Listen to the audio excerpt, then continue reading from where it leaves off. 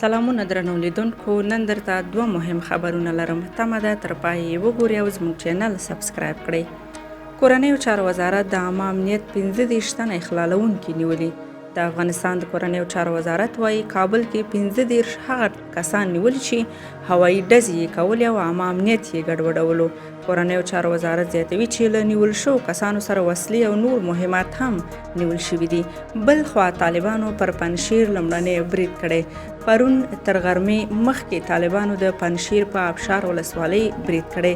دغه برید د پنجشیر ولایت ځایي چارواکو او د دې ولایت د ولایتي شورا غړو هم تایید کړی. د یادولو وړ ده چې طالبانو د ابشار ولسوالۍ په غلغلې سیمه کې پرون تر غرمې مخکې برید کړی چې د برید په ترڅ کې ځینې امنیتي ځواکونه هم له ځانه سره ژوندي بیولي دي. هیره دې نه وي چې په روانه 19 کلنه جګړه کې دا لومړی ځل دی چې په پنجشیر کې طالبان وسلوال برید کړی دی.